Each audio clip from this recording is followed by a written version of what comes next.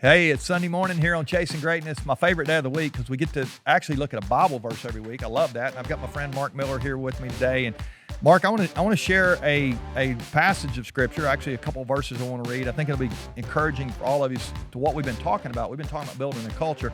And I love the culture of the New Testament church. Way back, Acts chapter 2.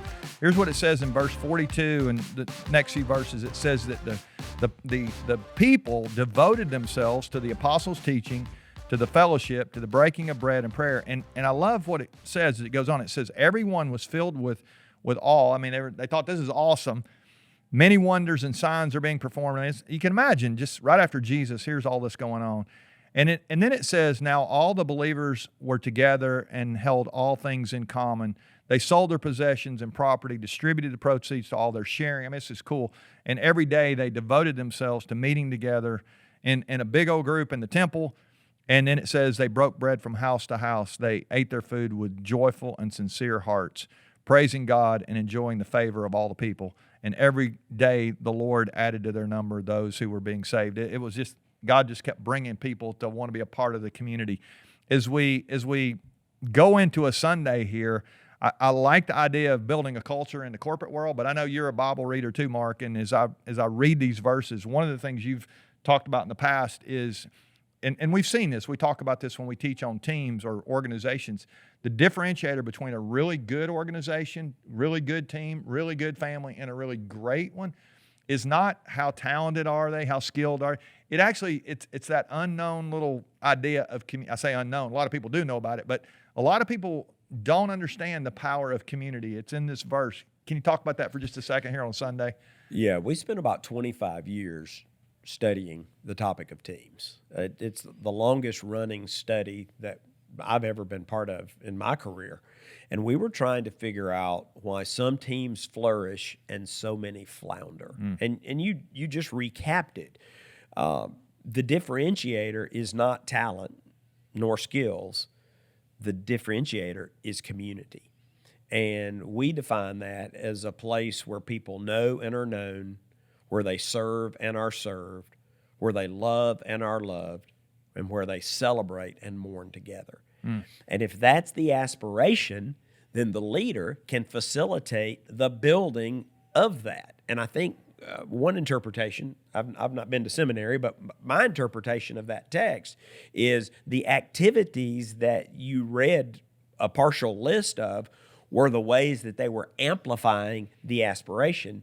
And then the end of that passage actually bears testimony to the fact that those activities did amplify the aspiration. Yeah. One of the things you've shared in the past with me is this idea that you think leaders can create an environment, they can put time on these things that you just described there. Really, some of the things we're reading here from the Bible, it's as old as, time, that this could be a reality for anybody who's listening that doesn't have that. This could be something that's there, right? Can you speak to that Sure. before we go? Yeah. Katzenbach and Smith wrote a book called The Wisdom of Teams, and they made the observation that only once in a lifetime did they think you would end up on a team that had this level of community. They didn't even use that word because they didn't know what to call it. But they said there's something special where people care and they love and they serve, and it's like it's weird, but probably just once in a lifetime, so don't count on it. So I had a chance to sit with John Katzenbach a few years ago, and we talked about this, and I described our concept of community and the level of intentionality that a leader can bring to that and therefore create that. And I said, rather than once in a lifetime, I said, that may be true if it's left to chance, because we've talked about this before. Teams, nor individuals, nor organizations drift to greatness. They have to be led there. And I said, if you leave it to chance, probably once in a lifetime, the planets would align and you might stumble into it. But with intentionality, I would tell you that more than 90% of the time, a leader can create community. So good. So good. So here's my challenge to you today as you go into this day. I hope you have some time with your family and friends, maybe even some coworkers. You'll have a conversation at some point, and maybe not even today, maybe the next couple of days, but go have a meal with somebody, send a card to somebody, a text, reach out, hug somebody's neck, have a conversation, spend time getting to know somebody. I think you said it, know somebody, love somebody, serve somebody, mourn with somebody if they're hurting right now, celebrate with somebody. There's things we can actually do to build a high-performance culture mindset, not just at work, but at home as well. I always remind you, if you win at work and you lose at home, I think you still lose. We really do want to have great families, great communities. Let's be a part of that. I think these Bible verses can help us. And Mark, I know you've helped my life get better.